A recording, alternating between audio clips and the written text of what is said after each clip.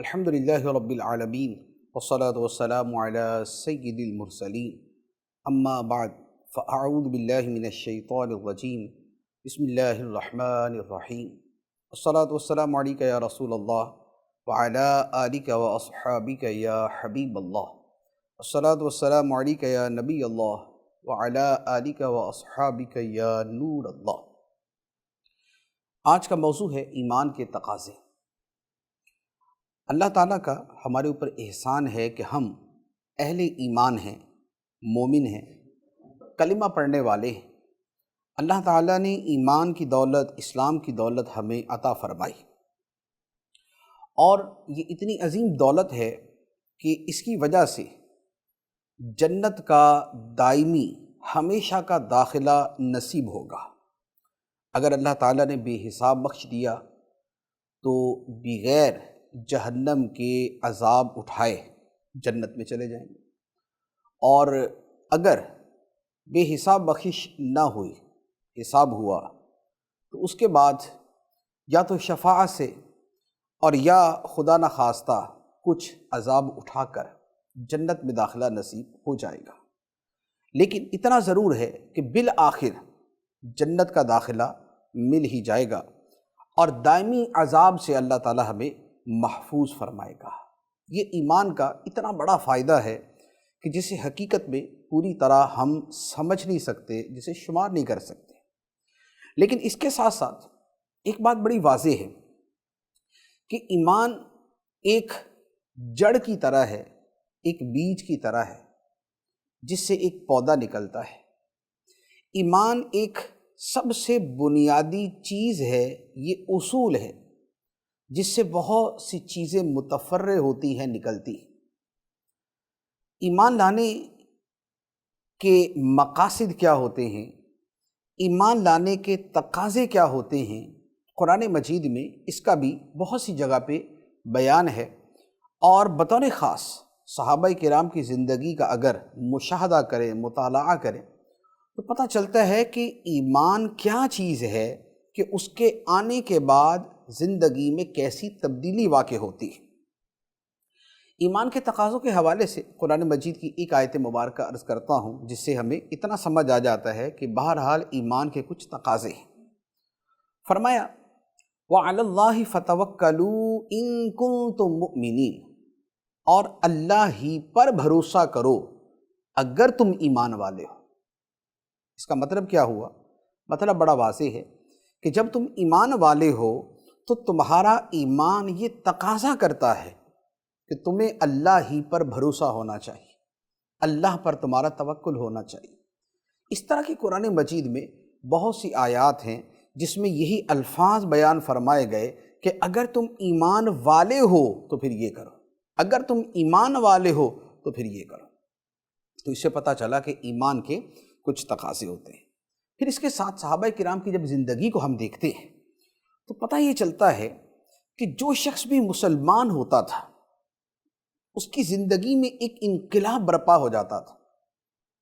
اس کی زندگی میں عقیدے کے اعتبار سے جو بنیادی تبدیلی آنی ہے وہ تو آتی ہی تھی، لیکن اس کے ساتھ اللہ تعالیٰ کی بندگی کا شوق، خدا سے سچی محبت، اس کی طرف لگن، اس کی لقاء کی تمنا، اس کے احکام پہ اپنا سر جھکا دینا، اس کے دین کی خاطر اپنا سب کچھ قربان کرنے کے لیے تیار ہو جانا، اس کے کلام کی تلاوت کرنا، اس کی بارگاہ میں کھڑے ہونے کو اپنے لیے باعث شرف اور باعث عزت سمجھنا، یہ ان کی زندگی میں شامل ہو جاتا تھا۔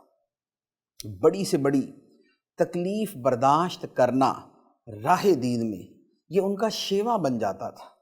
ان کی زندگی کے اخلاق میں، کردار میں، انداز میں، سب چیزوں کے اندر ایک تبدیلی واقع ہو جاتی تھی۔ بے حیائی کی جگہ حیا آ جاتی تھی، بے شرمی کی جگہ شرم آ جاتی تھی، اور ظلم کی جگہ انصاف آ جاتا تھا، اور ایک دوسرے سے نفرت و عداوت کی جگہ محبت اور الفت پیدا ہو جاتی تھی۔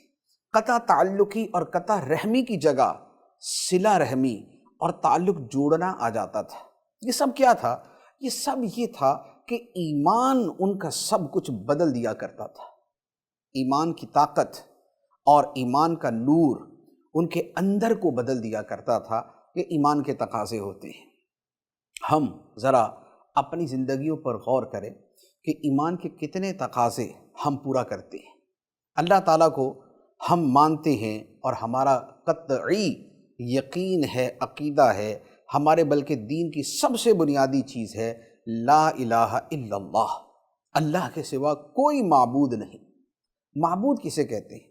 معبود وہ کہ جس کی عبادت کی جائے، جس کی بندگی کی جائے۔ اعتقاد کے اعتبار سے، عقیدے کے اعتبار سے تو الحمدللہ ہم اس بات کو مانتے ہیں، لیکن عمل کے اندر بھی کیا خدا کی عبادت اور خدا کی بندگی ہماری زندگی میں شامل ہے؟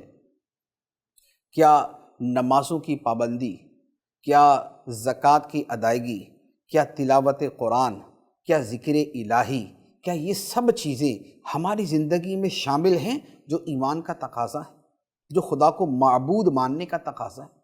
ہمارا ایمان ہے کہ اللہ رازق ہے، رزق دینے والا وہ ہے۔ جب یہ ہمارا عقیدہ ہے تو کیا اس عقیدے کی جھلک ہمارے عمل میں نظر آتی ہے کہ ہم حرام سے یہ کہہ کے بچ جائیں کہ جس خدا نے ہمیں رزق دینا ہے اس نے تو ہمیں حلال کمانے کا حکم دیا ہے۔ اس کا مطلب ہے کہ وہ ہمیں حلال سے بھی روزی عطا فرمائے گا اگر ہم حلال کے لیے کوشش کریں گے۔ تو رازق ماننے کا تقاضا یہ بنتا ہے کہ پھر ہم رزق حلال کی طرف رہیں، رزق حرام کی طرف نہ جائیں۔ ہم جب خدا کو سمیع و بصیر مانتے ہیں کہ وہ سننے والا ہے، وہ دیکھنے والا ہے، وہ ہر شے کا مشاہدہ فرمانے والا ہے، تو جب یہ عقیدہ ہے کہ خدا ہمیں دیکھ رہا ہے، ہماری ہر بات کو سن رہا ہے، تو اس کا تقاضا تو یہ ہے کہ ہماری زبان سے ایسی بات نہ نکلے جو خدا کی نافرمانی پر مشتمل ہو، اور ہماری آنکھ وہ نہ دیکھے جس کے دیکھنے سے ہمارے رب نے منع کیا ہے۔ تقاضا تو یہ بنتا ہے۔ تو ایمان اپنی جگہ پہ ایک عقیدہ، ایک تصدیق قلبی ضرور ہے، لیکن اس کے ساتھ ایک پورا جہان آباد ہے عمل کا، اس کے ساتھ پورا جہان آباد ہے زندگی میں تبدیلی کا، اس کے ساتھ بہت سی چیزیں وابستہ ہیں جن کا تعلق ہمارے کردار کے ساتھ ہے۔ قیامت پر ایمان ہے۔ کیا ایمان ہے؟ کہ قیامت کے دن ہر اچھائی، ہر برائی کو بندہ دیکھے گا جو اس نے زندگی میں کی ہوگی۔ فَمَن يَعْمَلْ مِثْقَالَ ذَرَّةٍ خَيْرًا يَرَهُ وَمَن يَعْمَلْ مِثْقَالَ ذَرَّةٍ شَرًّا يَرَهُ، تو جس نے ایک ذرے کے برابر اچھائی کی ہوگی وہ اسے دیکھے گا، اور جس نے ایک ذرے کے برابر برائی کی ہوگی وہ اسے دیکھے گا۔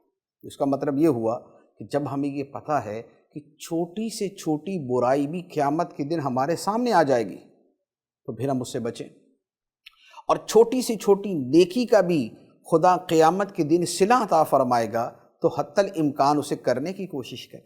ایمان کا تقاضا یہ بنتا ہے، لیکن ہمارا جو عمل ہے، ہماری زندگی ہے، ہمارا جو طرز زندگی ہے وہ اس سے بڑا مختلف نظر آتا ہے۔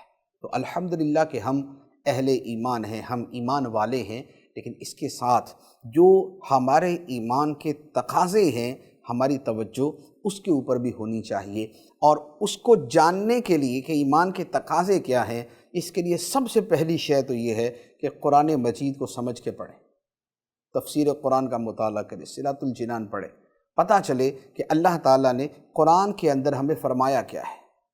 پھر اس کے علاوہ جو دین کے احکام ہے وہ سیکھیں تاکہ پتہ چلے کہ دین ہم سے تقاضا کیا کرتا ہے، ہم سے مطالبہ کیا ہے، بندگی کا طریقہ کیا ہے، ایک اچھے مسلمان کی زندگی کیسے ہوتی ہے، اسے کن چیزوں سے بچنا ہے۔ تو جب ہم ان تمام چیزوں کو اختیار کریں گے تو پھر ہم ایمان کے تقاضے پورے کرنے والے ہوں گے۔ اللہ تعالی ہمارا ایمان بھی سلامت رکھے اور اس کے تقاضوں پر عمل کرنے کی بھی ہمیں توفیق عطا فرمائے۔ اب آپ کے سوالات کی طرف چلتے ہیں۔ سب یہ سوال کر رہے ہیں، یہ کہہ رہے ہیں کہ ارکان اسلام کی تعداد صرف 5 تک ہی محدود کیوں ہے؟ ارکان اسلام کی تعداد صرف 5 ہی کیوں ہے؟ بڑا جو ہے وہ انٹرسٹنگ سوال ہے۔ بیسیکلی بات یہ ہے کہ اس میں جو پہلی چیز ہے کہ شہادت یعنی توحید کا ماننا اور رسالت کا ماننا، یہ تو اصل الاصول بنیاد ہے کہ جس کے بغیر ایمان ہی نہیں۔ تو لہذا وہ تو اس میں آ گئی۔ اب اس کے بعد ہے نماز، روزہ، حج، زکوٰۃ، 4 چیزیں۔ یہ تو ہمیں پتہ ہے کہ اسلام میں فرائض صرف 4 نہیں ہیں، کہ یہ جو نماز، روزہ، حج، زکوٰۃ ہے، یہ صرف 4 فرائض نہیں ہیں۔ فرائض کا جو دائرہ ہے وہ بڑا وسیع ہے۔ جتنے بھی گناہ ہیں ان سے بچنا ضروری ہے، جتنے کبیرہ گناہ ہیں ان سے بچنا فرض ہے۔ اچھا، اس کے علاوہ جہاد کے موقع پہ جہاد فرض ہو جاتا ہے۔ اس کے علاوہ ماں باپ کی خدمت کرنا، بیوی کے حقوق ادا کرنا، بیوی کے لیے شوہر کے حقوق ادا کرنا، یہ بھی واجبات میں سے آتا ہے۔ تو اصل یہ ہے کہ ان 4 کی تخصیص اس لیے ہے کہ انہیں بطور علامت کے نمایاں کر کے زندگی میں داخل کر دیا گیا۔ ان میں حصر نہیں ہے، ان میں حد بندی نہیں ہے کہ یہ 4 ہی دین کی بنیادی چیزیں ہیں۔ ہاں یہ ہے کہ دین کی جو نمایاں علامات بنتی ہے وہ اللہ تعالیٰ نے لوگوں کی زندگیوں میں شامل کرنے کے لیے یہ ان کے اوپر بطور رکن کے لازم کر دیے کہ یہ وہ چیزیں ہیں کہ جس کی وجہ سے کسی کا مسلمان ہونا بڑی آسانی سے پہچانا جاتا ہے۔ ایک بندہ نماز پڑھتا ہے، اب اس کے ساتھ جو نماز نہیں پڑھ رہے، تو اگر درمیان میں ایک بندہ اٹھ کے نماز پڑھے گا تو اس کے بارے میں یقینی طور پہ پتہ چل جائے گا کہ یہ بندہ مسلمان ہے۔ باقی ہے یا نہیں وہ ان کے بارے میں ہمیں پتہ نہیں چل رہا، لیکن اس کا پتہ چل گیا کہ یہ مسلمان۔ اسی طرح جس نے روزہ رکھا، تو اب روزہ رکھنا اس کا ایک وہ عمل ہوگا کہ جو اس کے مسلمان ہونے کو ظاہر کر دے گا۔ اسی طرح حج ہے، حج کا معاملہ بھی ہے۔ اسی طرح زکوٰۃ ہے، وہ اس کے مال کے اندر اللہ تعالیٰ کے حق کو تسلیم کرنے کی ایک صورت ہے۔ تو یہ جو 4 ہیں ان کو بطور خاص اس لیے نمایاں کر دیا گیا، یعنی بیسیکلی تو 5 ہیں لیکن پہلا تو اصل ایمان ہی ہو گیا۔ تو یہ جو 5 ارکان ہے اس کی بنیادی وجہ یہ ہے کہ اس کا کسی بندے کے مومن ہونے سے جو تعلق ہے وہ بڑا بیان ہے، وہ بڑا واضح ہے، اور ان کے ذریعے کسی کا اسلام اور ایمان جو ہے وہ بآسانی دوسروں کو پتہ چل جاتا ہے کہ یہ بندہ مسلمان ہے۔ صاحب یہ سید وجاہت علی سوال کر رہے ہیں، یہ کہہ رہے ہیں کہ نکاح کیوں ضروری ہے؟ آج کل کے معاشرے میں لوگ کہتے ہیں صرف ریلیشن ہونا چاہیے، نکاح کی کیا ضرورت ہے؟ اس سوال کا جواب 2 طرح بنتا ہے۔ ایک تو یہ ہے کہ کیا ہم بحیثیت مسلمان پوچھ رہے ہیں یا بحیثیت غیر مسلم پوچھ رہے ہیں۔ اگر تو بحیثیت مسلمان سوال ہے تو پھر حقیقت میں یہ سوال ہی نہیں بنتا۔ وجہ یہ ہے کہ جب ہم کلمہ پڑھتے ہیں تو اس کا مطلب یہ ہوتا ہے کہ خدا نے ہمیں جو حکم دیا ہم نے اسے مان لیا، ہمیں وہ سمجھ آئے نہ آئے، اس کی حکمت کا پتہ چلے نہ چلے، لیکن ہم نے اپنے آپ کو اس بات کے لیے پیش کر دیا کہ خدا کا ہر حکم ہم نے تسلیم کرنا ہے اور اس کے مطابق عمل کرنا ہے۔ تو لہٰذا مومن ہونے کے بعد تو یہ سوال پیدا نہیں ہوتا کہ جناب یہ والا حکم کیوں ہے، وہ کیوں نہیں ہے۔ جب ہم نے ایک مین چیز کو قبول کر لیا تو اب اس کے اندر کی ساری چیزیں قبول کرنی پڑے گی۔ یا تو آپ کسی ملک میں نہ جائیں، لیکن اگر آپ اس ملک میں چلے گئے ہیں تو پھر ملک کے قانون تو ماننے ہی پڑیں گے۔ تو باہر رہ کر تو آپ یہ کر سکتے ہیں کہ بھئی اس ملک میں یہ قانون جو ہے نا اس پہ عمل کروں گا، اس پہ نہیں کروں گا، لیکن ملک کے اندر جا کے آپ یہ نہیں کہہ سکتے کہ میں اس کا یہ قانون تو مانوں گا، یہ نہیں مانوں گا۔ جب آپ گئے تو پھر آپ نے تمام چیزوں کو ہی قبول کر لیا۔ تو یہ تو ہے بہت بحیثیت مسلمان۔ اب دوسری بات بحیثیت غیر مسلم۔ بحیثیت غیر مسلم بھی اگر اس کو دیکھا جائے یا اسلام کی حکمت کے اعتبار سے اگر اس کو دیکھا جائے کہ نکاح کیوں ضروری ہے اور محض ریلیشن وداؤٹ نکاح یہ کیوں درست نہیں ہے، تو اس کی بہت بڑی وجہ یہ ہے کہ جو میاں بیوی کا تعلق ہے یہ تعلق دنیا کے عام تعلقات کی طرح نہیں ہے۔ یہ ایسا نہیں ہے کہ میں ایک سودا مارکیٹ میں خریدنے جاتا ہوں، میں نے پیسے دیے، سودا لیا اور مجھے پسند آ گیا تو ٹھیک ہے ورنہ واپس کر دیا۔ میاں بیوی کا جو تعلق ہے یا جو مرد و عورت کا تعلق ہے یہ زندگی کے بہت بڑے مین تعلقات میں سے یہ اتنا بڑا تعلق ہے کہ آدمی کا اپنی سلطنت، اپنی ریاست، اپنی حکومت سے جو تعلق ہوتا ہے یہ اس سے بھی بڑا ہے۔ اس لیے کہ حکومت کے ساتھ یا ریاست کے ساتھ انسان کی جذباتی وابستگی وہ نہیں ہوتی جو اس کی فطری اور جنسی طور پہ مرد و عورت کے درمیان ہوتی ہے۔ اب یہ رشتہ اگر آوارہ قسم کا بن جائے کہ ریلیشن کا مطلب تو یہ ہے کہ دل کیا تو اس سے جوڑ لیا، دل کیا تو اس سے جوڑ لیا، دل کیا تو اس سے جوڑ لیا، آج رات اس کے پاس، کل رات اس کے پاس، پرسوں رات اس کے پاس، تو یہ وہ چیز ہے کہ جو انارکی پیدا کرتی ہے، جو ایک دوسرے کے ساتھ دشمنی پیدا کرتی ہے، اور جس کا نتیجہ خاندانی نظام کی تباہی کی صورت میں نکلتا ہے۔ کیونکہ مرد و عورت کا تعلق محض اتنا نہیں ہوتا کہ وہ ملے اور جدا ہو گئے، مرد و عورت کے تعلق کے نتیجے میں نسل انسانی آگے بڑھتی ہے۔ جب نسل انسانی آگے بڑھتی ہے اور یہ تعلق اس کا سب سے بڑا اور اصل ذریعہ ہے، تو اب بات یہ ہے کہ اگر محض ریلیشن ہوگا تو نسل انسانی کیسے بڑھے گی؟ کیونکہ ریلیشن والا تو آج ہے، کل نہیں ہوگا، آج وہ ساتھ ہے، کل نہیں ہوگا، تو وہ تو چلا گیا۔ لیکن یہ جو بعد میں بچہ پیدا ہوا، اس کی ذمہ داری کس کے اوپر ہے؟ تو اس کا مطلب یہ ہوا کہ یہ آدمی تو اپنا جو ہے وہ انٹرٹین ہو کے اور انجوائمنٹ کر کے یہ تو نکل گیا، لیکن اس کے بعد ایک وجود، ایک انسان کو دنیا میں لا کے یہ فارغ ہو گیا، اب پوری زندگی دوسری جو ہے وہ قسم جو ہے وہ بھگتتی رہے، دوسرا فریق بھگتتا رہے۔ یہ ہے ریلیشن کا نتیجہ۔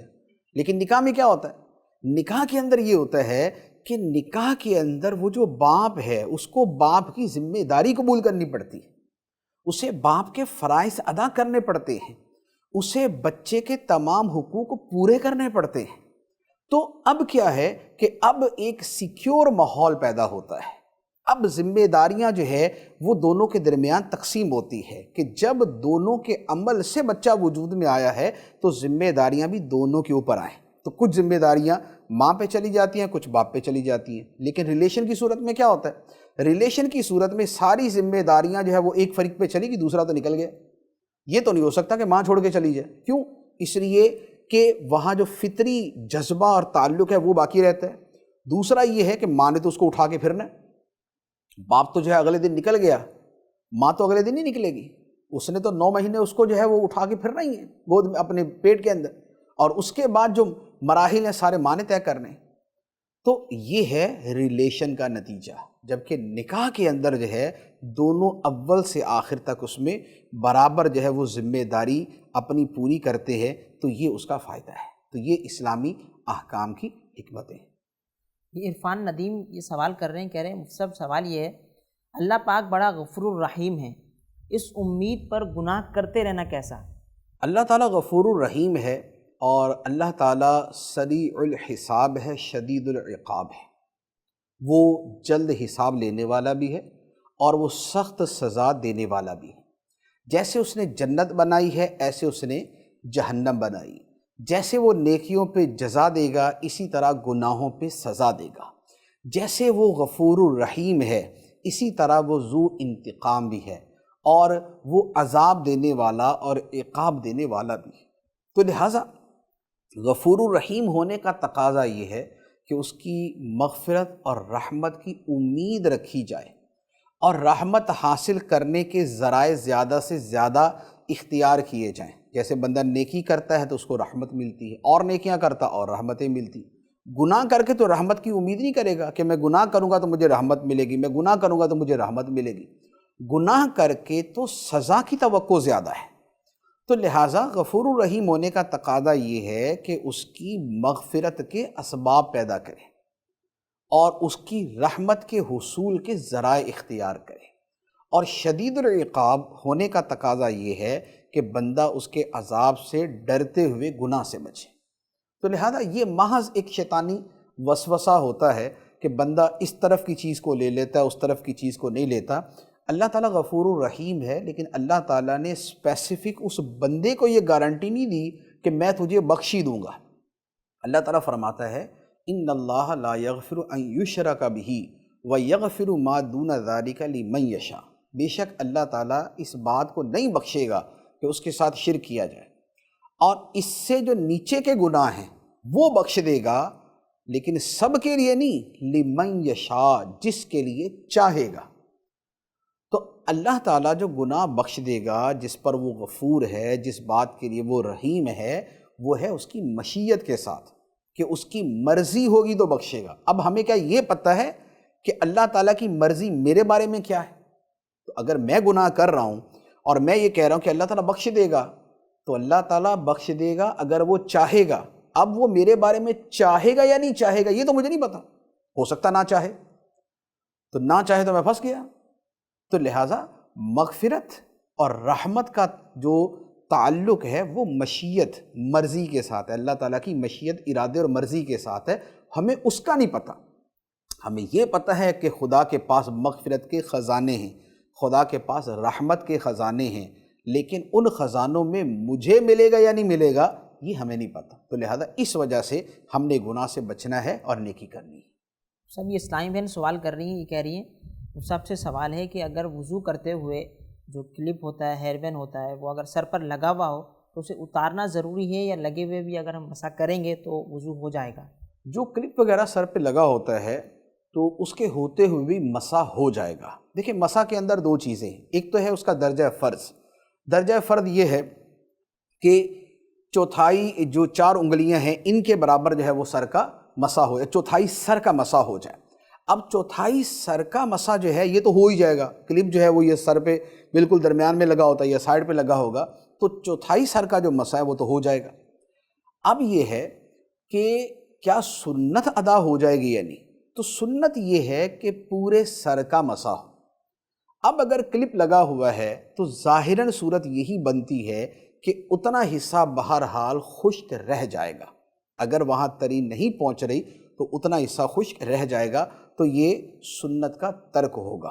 تو لہٰذا اتنا حصہ جو ہے اس کو تری پہنچانے کے لیے یا تو یہ کیا جائے کہ تھوڑا سا اس کلپ وغیرہ کو ہلا کر وہاں پر بھی خشک ہاتھ پھیر دیا جائے، اور یا پھر یہ ہے کہ اسے اتار کر ہی مسح کیا جائے۔ لیکن جو مسح کا فرض ہے کہ چوتھائی سر کا مسح فرض ہے وہ بہرحال ادا ہو جاتا ہے۔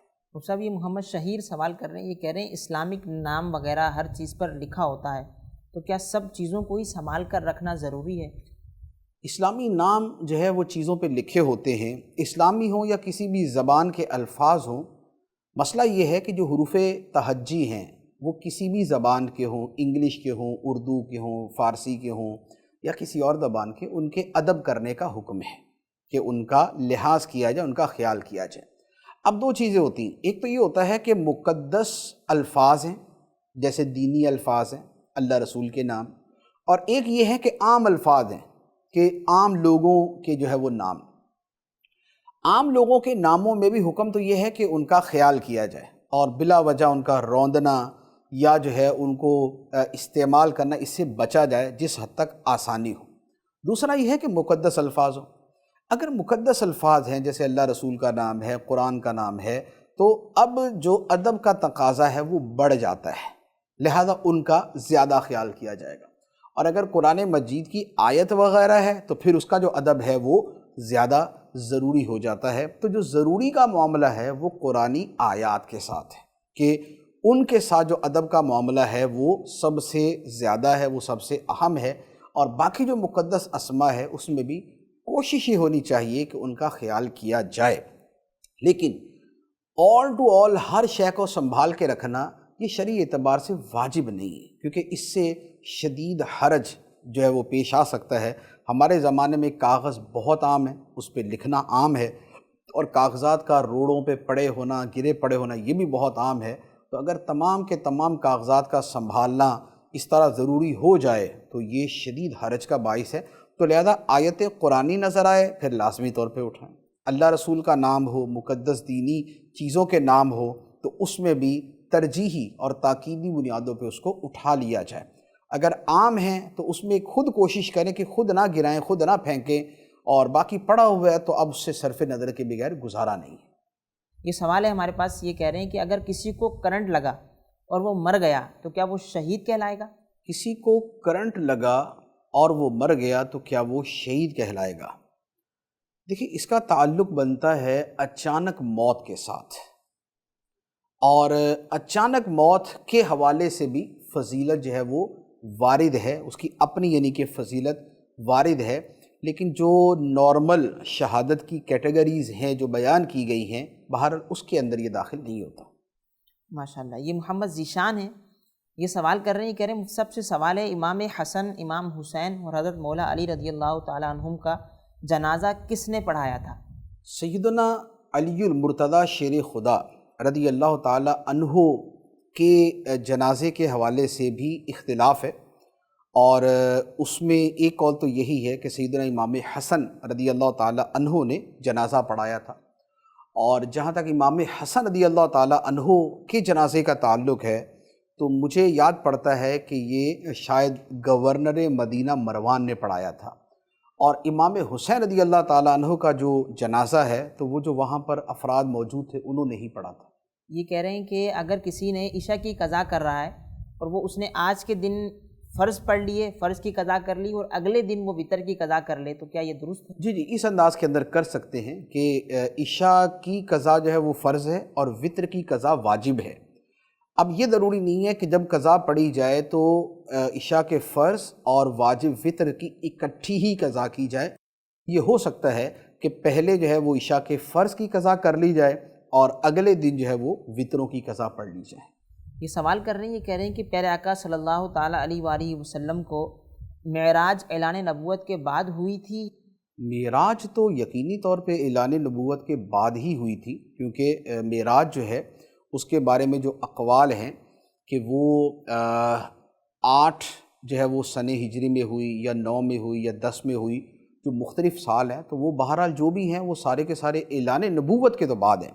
ہاں یہ ہے کہ ہجرت سے پہلے ہوئی، تو جو معروف معراج ہے جس کا قرآن پاک میں تذکرہ ہے سورہ بنی اسرائیل کے شروع کے اندر، اور جس کے واقعات ہم پڑھتے ہیں اور جس کا بیان کیا جاتا ہے، وہ والی معراج جو ہے وہ مدینہ منورہ ہجرت سے پہلے ہوئی اور اعلان نبوت کے بعد ہوئی۔ ہاں یہ ہے کہ نبی پاک صلی اللہ علیہ وآلہ وسلم کو معراج بہت ساری ہوئی۔ یہ جو معراج ہے یہ تھی جسمانی، اس میں جسم مبارک بھی شریک تھا، ساتھ تھا، اور باقی جو معراج تھی وہ تھی منامی اور روحانی، یعنی خواب میں تھی اور یا روحانی اعتبار سے تھی۔ تو اس میں سے ہو سکتا ہے کہ کئی جو ہے وہ ہجرت سے پہلے ہوئی، کچھ ہجرت کے بعد ہوئی، اس میں مختلف صورتیں۔ یہ سوال کر رہے ہیں، کہہ رہے ہیں کیا گلاب کا پھول پیارے آقا صلی اللہ تعالیٰ علیہ وسلم کے پسینہ مبارک سے بنا ہے؟ کیا اسے نچھاور کرنا جائز ہے؟ گلاب کے بارے میں ایک روایت تو ہے کہ نبی پاک صلی اللہ تعالیٰ علیہ وآلہ وسلم کے پسینہ مبارکہ سے بنا۔ شیخ عبدالحق محدث دہلوی رحمۃ اللہ علیہ نے مدارج النبوت میں اس کا ذکر بھی کیا ہے، لیکن اس حدیث پر علماء کا بڑا کلام ہے کہ یہ حدیث جو ہے وہ ثابت ہے یا نہیں۔ اب رہا یہ کہ اسے نچھاور کر سکتے ہیں یا نہیں، تو اہل محبت علماء کو یہ دیکھا گیا ہے کہ چونکہ نبی پاک صلی اللہ علیہ وآلہ وسلم کے پسینہ مبارکہ کے ساتھ اسے نسبت دی جاتی ہے، تو اس لیے اس کا لحاظ کرتے ہوئے اسے نچھاور کرنے سے وہ منع کرتے ہیں کہ اسے نچھاور نہ کیا جائے، یہ پاؤں کے نیچے نہ آئے یا زمین کے اوپر نہ آئے، لیکن اسے ناجائز و گناہ نہیں کہہ سکتے۔ تو ادب اور محبت کی وجہ سے جو یہ عمل اختیار کرے تو اچھا ہے کہ محبت اور ادب اور تعظیم جتنی زیادہ ہو اتنی اچھی۔ ماشاءاللہ۔ یہ سوال کر رہے ہیں، یہ کہہ رہے ہیں کہ حضرت جبرائیل علیہ السلام کا اصل نام کیا ہے، جبرائیل یا جبریل، اور کیا جبرائیل علیہ السلام رسول بھی ہیں؟ جبرائیل علیہ السلام کا یہ اصل نام ہی ہے، جبرائیل بھی اور جبریل بھی۔ قرآن پاک کے اندر جو ہے وہ جبریل کا لفظ جو ہے وہ موجود ہے، تو لہٰذا یہ دونوں ہی درست ہے۔ اس میں یہ نہیں کہہ سکتے کہ یہ درست ہے وہ غلط ہے، یہ دونوں ہی اپنی جگہ درست ہے۔ کیا کریڈٹ کارڈ کا استعمال جائز ہے؟ کریڈٹ کارڈ کا ایک ہے استعمال اور ایک ہے اس کا بنانا۔ کریڈٹ کارڈ جب بنوایا جاتا ہے تو اس میں یہ شک لکھی ہوتی ہے کہ اگر وقت پر وہ پیسے ادا نہ کر سکا تو پھر اسے سود ادا کرنا پڑے گا، کیونکہ کریڈٹ کارڈ کا مطلب یہ ہے کہ ایک شخص نے اکاؤنٹ کھلوایا، کارڈ لے لیا، اب اس کے اکاؤنٹ کے اندر پیسے نہیں ہیں لیکن وہ خرچ کر سکتا ہے، وہ خرچ کرے گا، بینک اس کی طرف سے ادائیگی کرے گا، تو گویا بینک اس کی طرف سے ادائیگی کرے گا، اس پہ قرض بن جائے گا۔ اب اگر جو ٹائم لمٹ لکھی ہے 1 مہینہ 2 مہینے 3 مہینے، اس کے اندر اگر یہ بندہ پیسے ادا کر دے تو اسے کوئی چارجز نہیں، لیکن اگر یہ اتنے عرصے کے اندر پیسے ادا نہ کر سکے تو اب مثلا اگر اس نے 30,000 روپے خرچ کیے تو اب اسے 30,000 روپے کے اوپر کوئی 1,000 روپیہ 1,500 روپے اسے سود بھی دینا پڑے گا۔ یہ بات جو ہے، یہ کریڈٹ کارڈ جب بنوایا جاتا ہے تو یہ لکھی ہوتی ہے، اور جو بندہ بنواتا ہے وہ اسے ایکسیپٹ کرتا ہے کہ ٹھیک ہے میں یہ سود ادا کروں گا۔ تو اب سود کی ادائیگی کا معاہدہ کرنا یہ بھی ناجائز ہے۔ ایک ہے سود دینا، وہ تو حرام اپنی جگہ ہے، لیکن سود کے بارے میں حدیث پاک میں ہے کہ سود کا ایگریمنٹ لکھنا بھی حرام ہے، اور یہ بھی سود کے گناہ میں شرکت ہے۔ تو لہذا یہ جو ایگریمنٹ کرتے ہیں جب کریڈٹ کارڈ بنواتے ہیں تو یہ گناہ گار ہوتے ہیں۔ اب ہے اس کے بعد ادائیگی، اب اس کے بعد ہے استعمال۔ تو دیکھیں استعمال کے اندر تو ایسا کوئی مسئلہ نہیں ہوتا کہ استعمال میں تو خرچ کیا اور بینک کو پیسے ادا کر دیے، تو اتنے سے حصے کے اندر تو کوئی مسئلہ نہیں ہے۔ ہاں، اب جب بعد میں وقت گزر گیا، ادائیگی نہیں کی اور اب سود دینا پڑا، تو اب پھر دوبارہ گناہ ہو جائے گا۔ تو خلاصہ کلام یہ بنا کہ کریڈٹ کارڈ بنوانا یہ گناہ ہے، اور استعمال کے اندر جب سود دینا پڑے تو بھی گناہ ہے۔ لیکن اگر سود دینے کی نوبت نہ آئے تو جو فی نفسی ہی استعمال ہے وہ اپنی جگہ جائز ہے۔ یہ راحل عبداللہ ہیں، یہ کہہ رہے ہیں کہ فیس بک پر، ٹویٹر جیسے دیگر سوشل اکاؤنٹس پر اعتراضی تنقیدی پوسٹ لگانا، شیئر کرنا غیبت کے زمرے میں آئے گا؟ دیکھیں غیبت جو ہے اس کی تو اپنی ایک تعریف ہے، اور تنقیدی پوسٹ لگانا یا اعتراض والی پوسٹ لگانا یہ ایک اور چیز ہے۔ بہرحال جس حکم میں بھی وہ داخل ہوگا وہ اس کے اوپر لگ جائے گا۔ مثال کے طور پہ ایک آدمی نے کسی پر ایک اعتراض کیا کہ فلاں آدمی ایسا ہے، مثلا کسی کو منافق لکھ دیا کہ فلاں بندہ منافق ہے، حالانکہ وہ نہیں ہے۔ اب وہ نہیں ہے اور اس کے بارے میں لکھ دیا، تو یہاں پر کبیرہ گناہ ہے کہ اس نے اس پر بہتان لگایا۔ کسی کے بارے میں یہ لکھ دیا کہ یہ معاذ اللہ جو ہے بزرگان دین سے بغض رکھتا ہے، جبکہ وہ بغض نہیں رکھتا، تو یہ اس کے اوپر الزام تراشی ہے، یہ بہتان ہے، یہ حرام۔ تو یہ ہے بہتان۔ اب دوسری بات ہے غیبت۔ تو اگر غیبت والی بات ہو کہ کسی کا پوشیدہ کوئی امر ہے، برائی ہے، خامی ہے، اور جسے وہ لوگوں سے چھپاتا ہے، اور وہ کوئی اعلانیہ بھی نہیں ہے، اب کسی نے اس کو بیان کر دیا، جیسے کسی کے گھر کے کسی معاملے کو جو ہے وہ کسی نے فیس بک کے اوپر، ٹویٹر پہ بیان کر دیا، تو اب کسی کی پوشیدہ برائی کا اس نے اعلان کیا، تو یہ بہرحال غیبت ہے، یہ تحریری غیبت میں آئے گی، اور یہ جب تک باقی ہے تب تک اسے گناہ ملتا رہے گا۔ ماشاءاللہ۔ یہ حماد احسن ہے، یہ سوال کر رہے ہیں، یہ کہہ رہے ہیں کہ فرض اور واجب میں فرق ارشاد فرما دیں۔ فرض اور واجب کے درمیان کئی اعتبار سے فرق ہوتا ہے۔ فرض کی بھی بذات خود دو قسمیں ہوتی ہیں، ایک ہوتا ہے فرض اعتقادی اور ایک ہوتا ہے فرض عملی۔ فرض اعتقادی وہ ہوتا ہے کہ جس پر سارے مجتہدین متفق ہوتے ہیں کہ یہ فرض ہے۔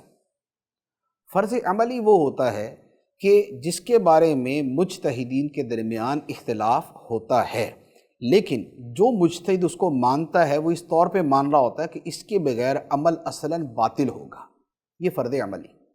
واجب کا درجہ جو ہے وہ اس سے نیچے ہوتا ہے۔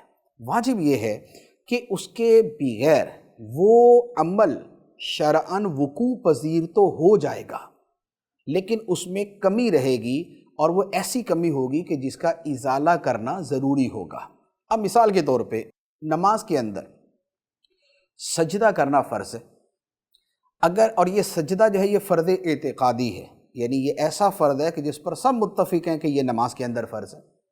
اب اگر یہ فرض رہ جائے تو اس کا نتیجہ یہ ہوگا کہ نماز اصلاً نہیں ہوگی، نماز ہوگی ہی نہیں۔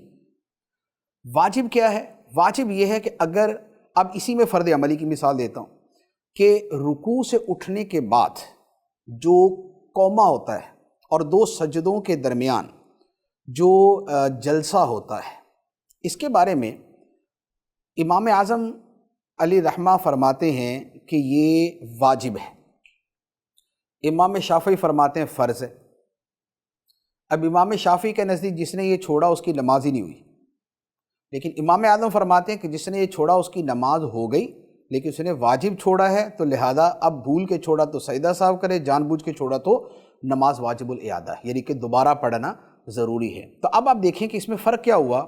سجدے پر سارے متفق کہ اسے چھوڑا تو نماز نہیں ہوگی، لیکن قوما اور جلسہ اس کے بارے میں امام شافعی نے فرمایا کہ یہ فرض نہیں پڑھیں گے، نہیں کریں گے قوما جلسہ تو نماز نہیں ہوگی، لیکن امام ابو حنیفہ کے نزدیک یہ واجب کہ اگر چھوڑیں گے نماز ہو جائے گی، باطل نہیں ہوگی، ہو جائے گی، لیکن ترک واجب کی وجہ سے دوبارہ پڑھنا ضروری ہوگا۔ تو یہ فرض و واجب کے درجے کے اعتبار سے فرق ہوتا ہے۔ یہ سوال کر رہے ہیں یہ کہہ رہے نظر بد کیا ہے، یہ کیسے اور کیوں لگتی ہے؟ نظر بد کا مطلب یہ ہوتا ہے کہ کسی شخص کی آنکھوں سے نکلنے والی شعاعیں جو ہے وہ دوسرے کے اوپر کوئی منفی اثر ڈالے، منفی اثر ڈال کے اسے کوئی نقصان پہنچنے کا سبب بنے، وہ نقصان چھوٹا ہو یا بڑا ہو۔ اور اس کے پیچھے جو سبب اور وجہ ہے وہ بھی یہی ہوتی ہے کہ انسان کے اندر جو اللہ تعالیٰ نے چیزیں رکھی ہیں وہ اس قدر اس میں تنوع ہے، اتنی ورائٹی ہے کہ ہم اسے پوری طرح سمجھ ہی نہیں سکتے۔ ہماری ایک ظاہری جسم ہے کہ ہم ہاتھوں کی ایک طاقت ہے، ہمارے ہاتھوں میں پکڑنے کی طاقت ہے، ایک یہ طاقت ہے۔ ایک اس کے علاوہ اور طاقت ہے کہ ہمارے ہاتھوں سے وہ طاقت بھی خارج ہوتی ہے۔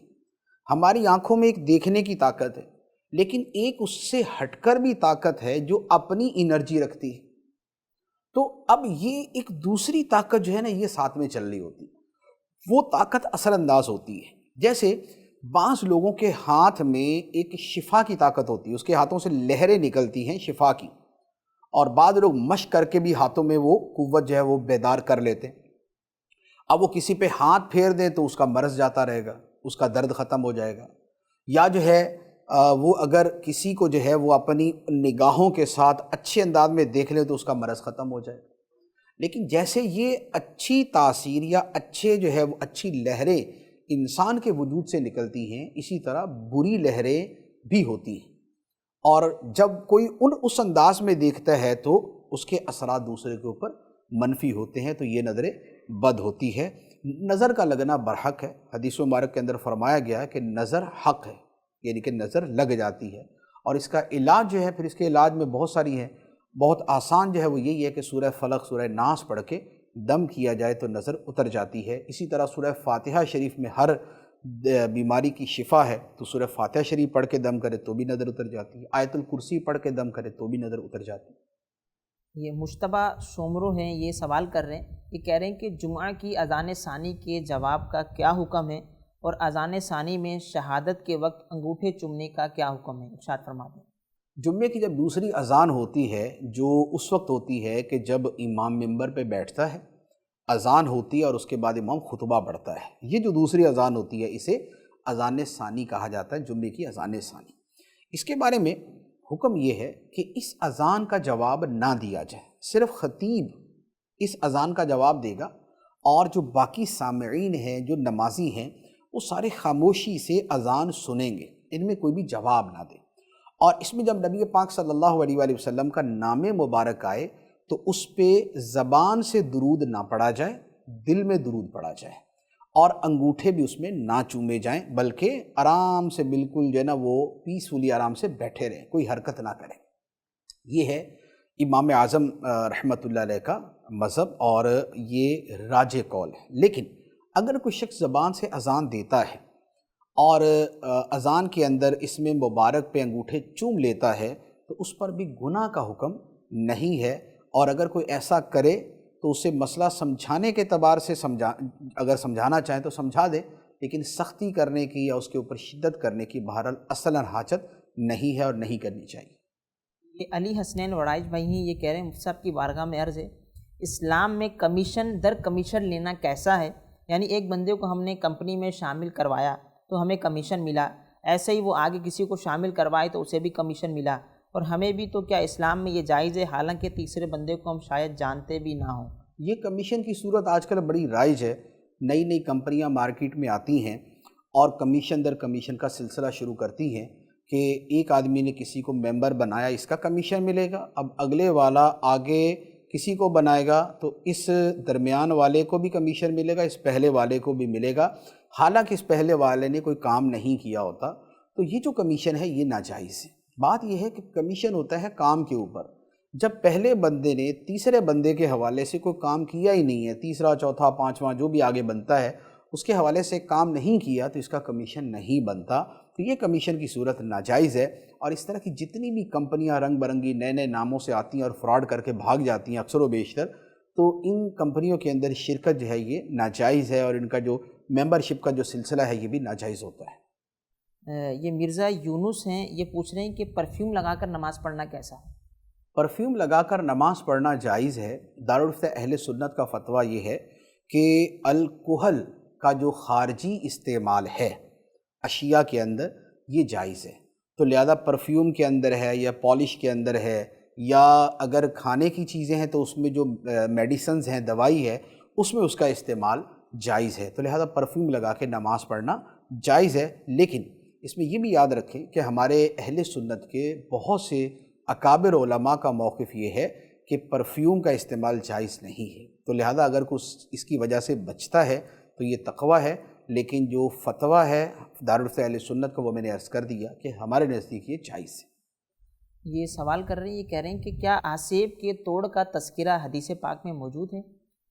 آسیب کے توڑ کا تذکرہ جو ہے وہ اس اعتبار سے ہے کہ نبی پاک صلی اللہ تعالیٰ علیہ وسلم کی بارگاہ میں ایک بچے کو جو ہے وہ لایا گیا، اور نبی پاک علیہ الصلاۃ والسلام نے اس بچے کو فرمایا، اس کے اوپر یہ اثرات تھے، تو نبی پاک علیہ الصلاۃ والسلام نے فرمایا کہ اخرج عدو اللہ، اے اللہ کے دشمن نکل جا، تو اس کے منہ سے جو ہے کوئی چیز نکلی اور وہ بھاگ گئی۔ تو یوں جو ہے یہ یوں کہہ لیں کہ ہم جسے آسیب کہتے ہیں یہ اسی کی قسم میں سے چیز بنتی ہے، تو اس اعتبار سے اس کا تذکرہ موجود ہے۔ باقی قرآن مجید کے اندر تذکرہ یوں ہے کہ سود خور کی وعید جو قرآن پاک میں ہے وہ یہ ہے، الذین یأکلون الربا لا یقومون الا کما یقوم الذی یتخبطہ الشیطان من المس، کہ وہ لوگ جو سود کھاتے ہیں وہ قیامت کے دن ایسے کھڑے ہوں گے جیسے وہ شخص کھڑا ہوتا ہے جسے شیطان نے چھو کر پاگل بنا دیا۔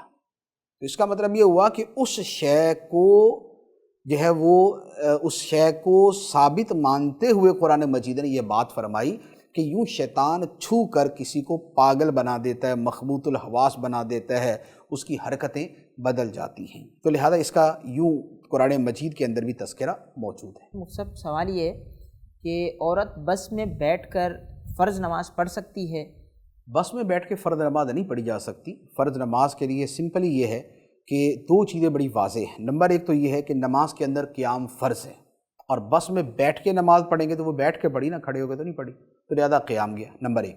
نمبر دو یہ ہے کہ سجدہ جو ہے وہ زمین کے اوپر کرنا ہوتا ہے، یا زمین کے اوپر جو شے استقرار والی ہے، ٹھہری ہوئی ہے، اس پہ کرنا ہوتا ہے، اور بس کے اندر جو ہے وہ سیٹ پہ بیٹھ کے سجدہ کرے گی تو وہ ویسے ہی استقرار والی چیز پہ ہوگا ہی نہیں۔